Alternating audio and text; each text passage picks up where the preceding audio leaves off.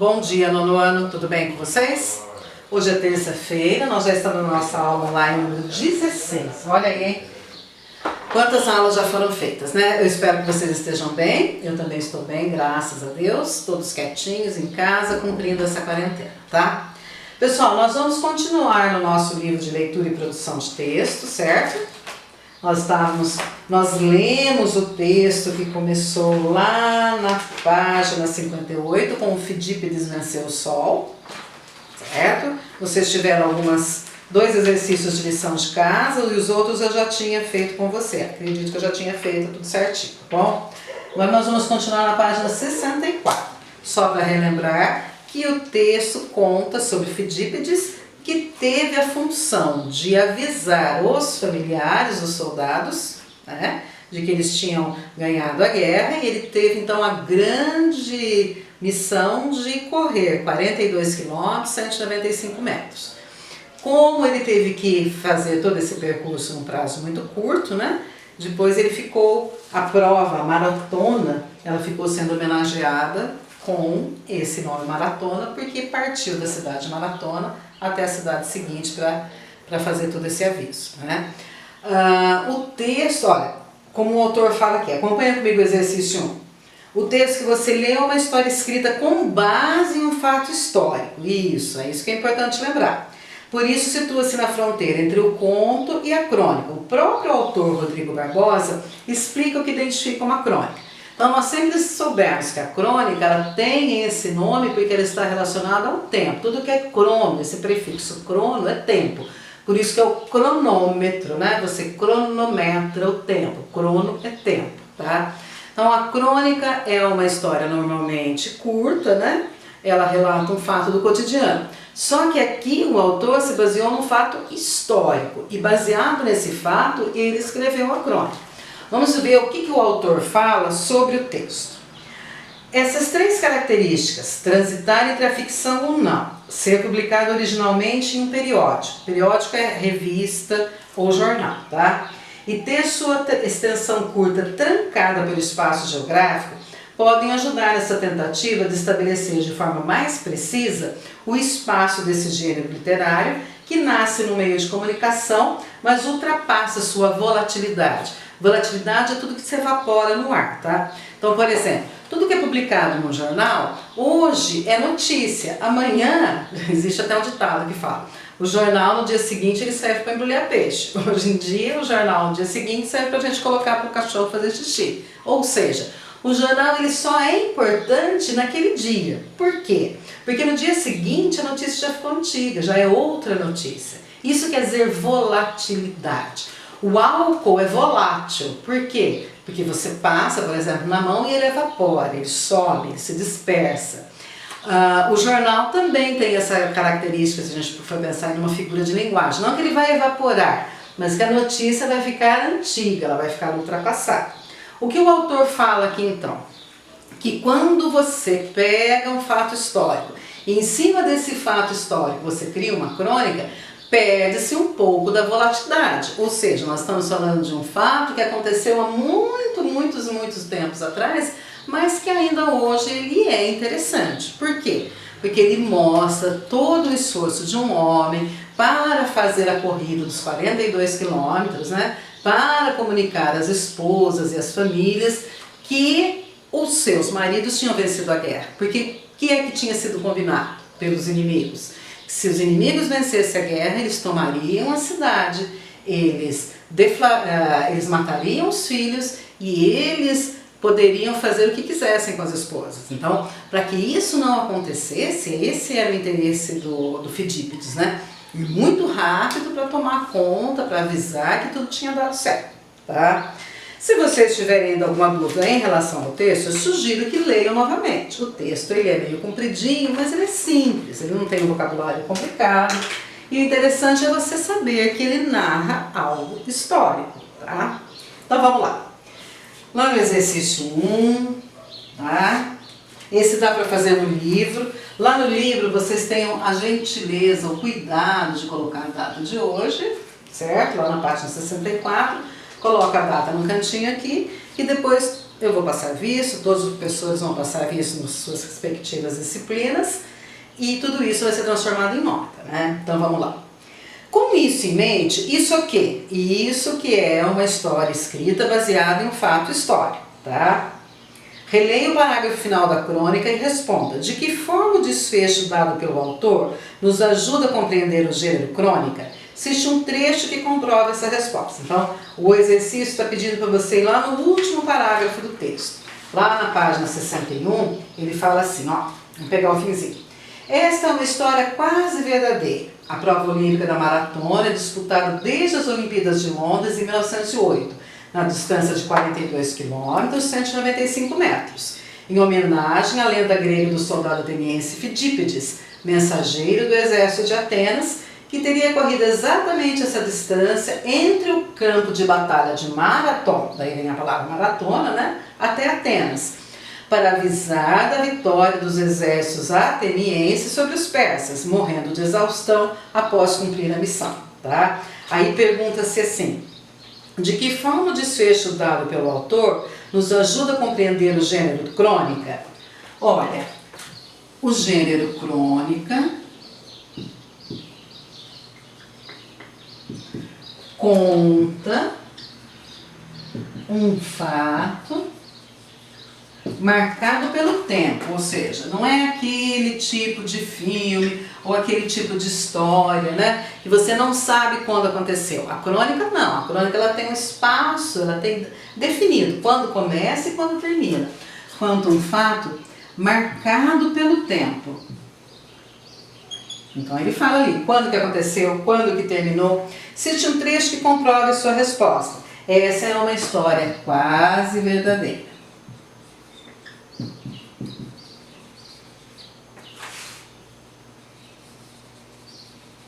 Esta é uma história quase verdadeira. Por que ele coloca o quase?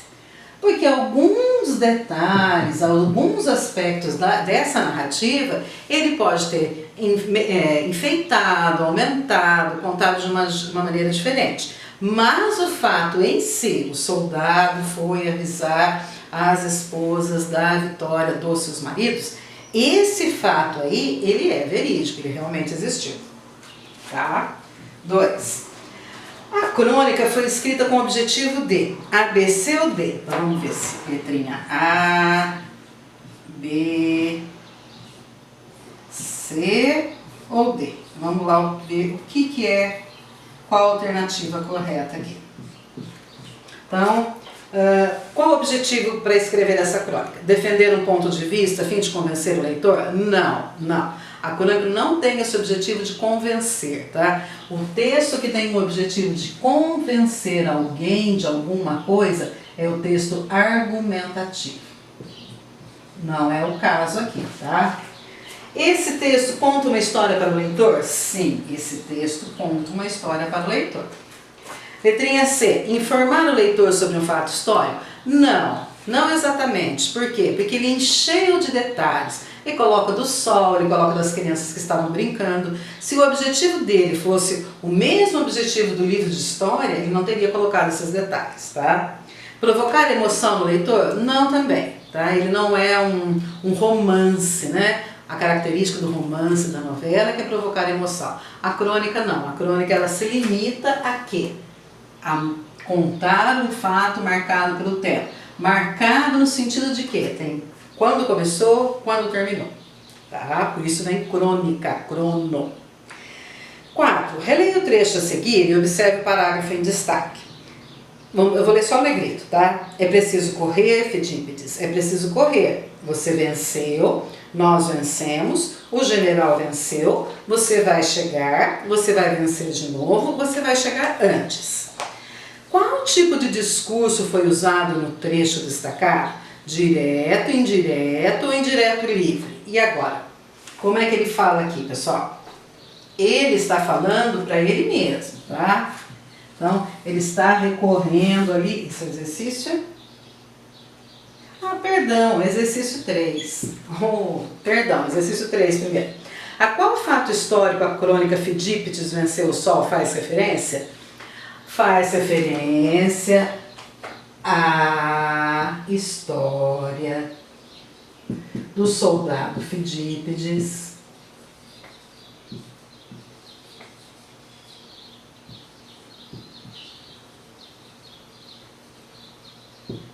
que ficou encarregado de avisar as esposas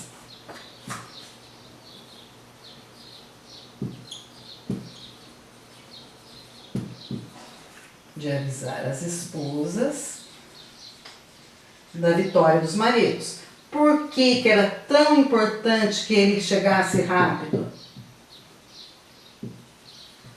Porque, por exemplo, Helena, ela já estava querendo se suicidar, primeiro matar as crianças e depois se suicidar, porque ela preferia ver as crianças mortas por ela mesma, pelas mãos dela, do que entregá-las ao opositor, né? Então era muito importante que ele chegasse rápido antes que todas as esposas fizessem as mesmas coisas, tá? Que elas primeiro matassem seus filhos e depois se suicidassem, para que elas não fossem atingidas pelos soldados, certinho?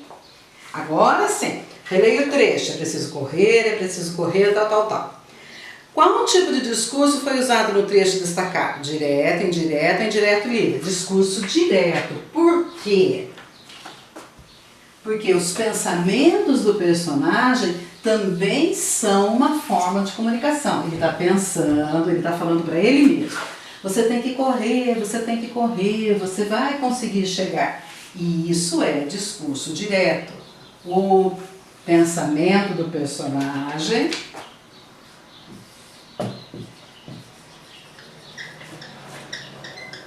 os pensamentos de incentivo, né? Você tem que correr, tudo bem que está sol, tudo bem que a sua espada aqui está atrapalhando a sua mão, você está machucado, você está ferido, né?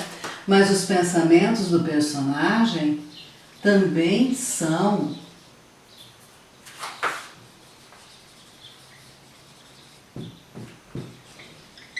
uma conversa, tá? Por isso que é discurso direto. Ou seja, se é uma conversa, é um discurso direto. Certinho? 5. Observe que a crônica alterna duas circunstâncias diferentes, cujas narrativas se intercruzam e se complementam. A batalha em Marathon e os acontecimentos na casa de Helena. Isso, as duas coisas estão acontecendo ao mesmo tempo. A Helena lá pensando, nossa, se o meu marido não for vitorioso, o que eu vou fazer? As outras mulheres combinaram que elas iriam matar os seus filhos e se suicidar. Eu faço isso também, o que eu espero? Então, enquanto ela está nessa dúvida, o soldado também está correndo os 42 quilômetros, pronto para avisar da vitória. Então, os dois fatos acontecem simultaneamente, eles acontecem ao mesmo tempo. Complete o quadro a seguir, identificando os elementos narrativos de cada contexto. Então, nós vamos ver aí os dois contextos. O contexto da Helena, pensando lá o que é que ela ia fazer, e o contexto do soldado enfrentando os 42 quilômetros debaixo de um sol muito forte, machucado, ferido, né? Tanto é que quando ele chega ao destino dele, dá a notícia, ele em seguida ele morre. Então vamos lá. 5. Você tem um quadro aí, tá bom? Você está escrito assim, ó. Na batalha, certo? E aqui em casa, ou seja, Helena. O primeiro aqui é o narrador. O narrador, nós vamos falar aqui dos dois casos, ele é onisciente. O que acontece? O que quer dizer isso? Ele entende o que acontece com os personagens. Ele, como se ele estivesse dentro do coração da Helena e soubesse de todos os sentimentos dela. Esse tipo de narrador chama-se onisciente. Então, nesse primeiro quadrinho você coloca aí. Quem é o protagonista? Então, aqui tem um quadrinho aqui, né? Quem é o protagonista lá na batalha? Fidípides. Ele é o soldado corajoso, é ele que recebe a notícia, ele que tem a incumbência de levar essa notícia adiante. E na casa, quem é a protagonista? Helena. Helena que está ali preocupada, né? Nossa, o que é que eu faço? E daí? Como que vai ser? Coadjuvantes. Ou seja, o personagem que não é o principal, o personagem secundário. Na batalha, ele tem ajuda de um outro soldado chamado Micíades. E na casa, a Helena, ela conversa com quem? Com as crianças, tá? Milcíades, aqui tem um Lzinho, tá bom? Milcíades é o soldado que lá na batalha conversa com Fidípides, por isso que ele é coadjuvante, ele não é o principal. E na casa, né? Com quem que a Helena se distrai? Com as crianças, com os filhos dela. O tempo. Lá na batalha, como é o tempo? O tempo é durante a noite e manhã. Que época que foi? No ano de 490, vou um pedacinho aqui, antes de Cristo, tá? Então a história acontece à noite e acontece de manhã, 490 antes de Cristo. E na casa? Também. Idem. Porque ela conta, né, que ela acordou de manhã e ela não sabe o que é que ela vai fazer. Então, os dois tempos são iguais. E o espaço? Onde é que o soldado está? Ele está em Marathon. E a Helena está onde? A Helena está em Atenas.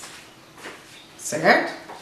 Então aqui você tem a construção desse texto, ela é impressionante. Ele consegue contar o mesmo texto, mas sob dois pontos de vista, do soldado e da Helena. E é a mesma história e elas vão caminhando lado a lado, tá? Por isso que tem narrador, protagonista, coadjuvante, o tempo é o mesmo e diferentes espaços, certinho?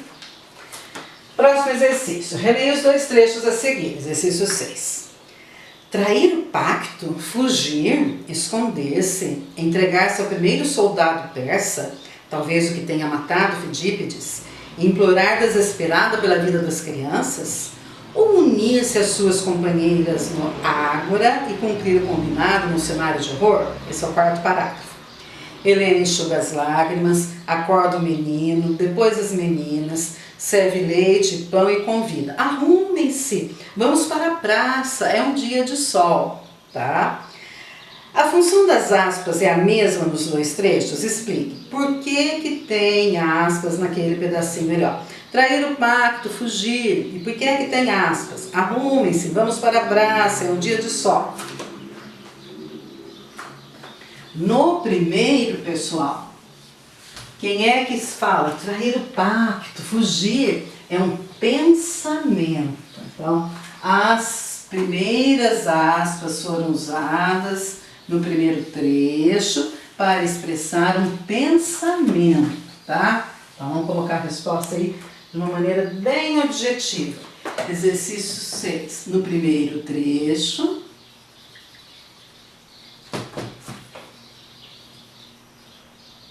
as aspas foram usadas para mostrar pensamento.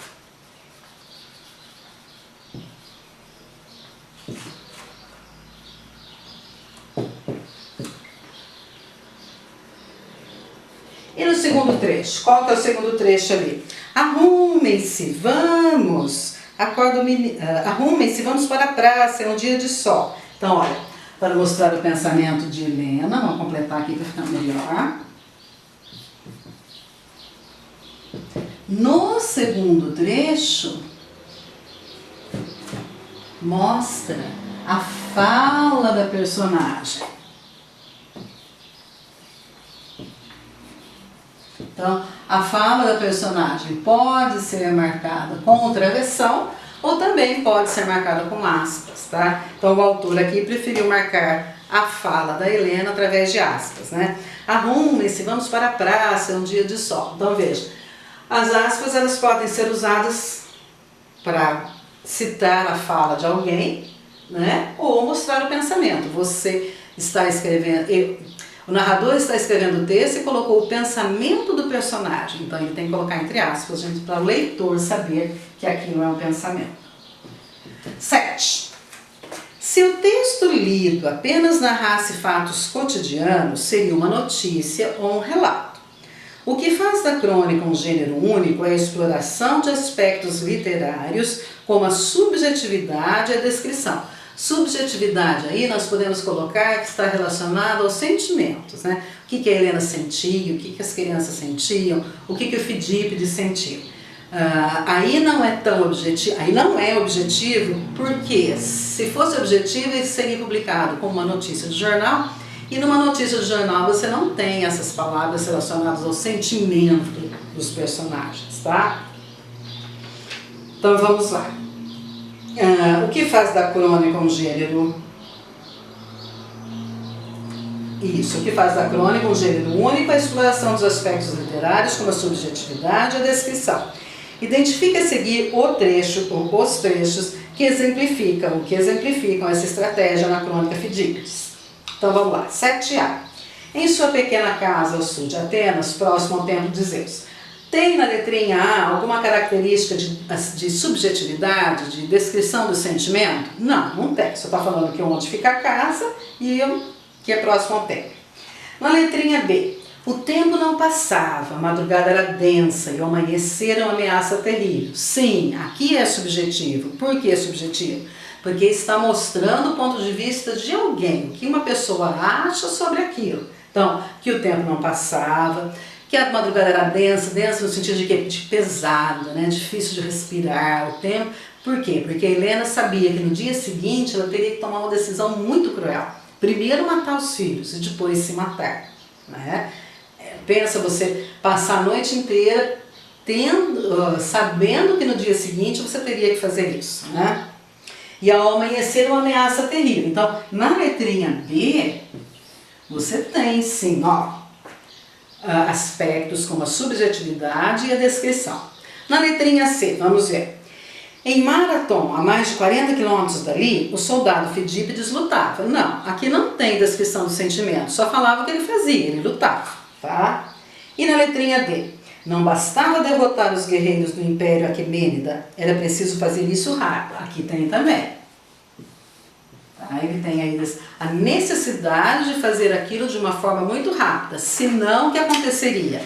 Aconteceria que as esposas se matariam, mas antes teriam matado já seus próprios filhos, certo? Você tem aqui na página 66 mais um texto. Eu gostaria que vocês numerassem os parágrafos. O primeiro parágrafo foram os gregos, o segundo, no princípio, no terceiro, para ser selecionado, no quarto, o prêmio e no quinto, no século II. Então vamos lá, acompanhem comigo, por favor. Origem dos Jogos Olímpicos. Foram os gregos que criaram os Jogos Olímpicos em meados de 776 a.C. As competições foram organizadas em homenagem e devoção aos deuses da Grécia Antiga, principalmente Zeusa. Por isso os jogos foram chamados de Zeus Olímpico. Eles tinham caráter religioso e ético. A proposta do evento era incentivar a paz e a harmonia entre os gregos, além de demonstrar a importância que nessa cultura dava-se a um corpo saudável. Aí você tem uma foto, né? Ruínas do templo de Zeus Olímpico, localizadas no centro de Atenas, na Grécia. No princípio, as mulheres, impedidas de adentrarem o templo de Zeus, não podiam participar dos jogos. Somente homens competiam e assistiam ao evento. Porém, não era qualquer cidadão grego que podia competir. Para ser selecionado, o atleta passava por uma rígida investigação de conduta e caráter. Depois de nomeado competidor, qualquer violação era motivo de punição severa. Além disso, o selecionado precisava chegar ao templo de Zeus com dias de antecedência, pois era obrigatório se preparar física e espiritualmente para as competições. O prêmio para os vencedores das competições simbolizava uma recompensa moral. Eles eram coroados, ganhavam alimentação gratuita vitalícia. Vitalícia quer dizer o quê? Que vale para a vida toda. Lugar cativo em teatros, além do título de herói da cidade em que nasceram. No século II, a Grécia foi invadida pelos romanos. Isso acarretou a suspensão dos Jogos Olímpicos e de outras tradições de culto aos deuses gregos. E aqui você tem mais uma foto, né? Réplica da escultura de Escóbulo de Miro, representa o lançador de disco de pentátulo, modalidade dos Jogos Olímpicos da Antiguidade. A estátua original foi produzida em meados de 455 a.C., possivelmente para homenagear um atleta vitorioso. Certo, pessoal? Então, com esse texto encerra-se a primeira parte do capítulo no mundo do esporte, tá? Com a história de Fidípides e com a trajetória dele, a origem da maratona. Na próxima aula, a gente vê a parte 2 desta unidade, que vai continuar falando sobre o mesmo assunto de esportes. Beijo para todos!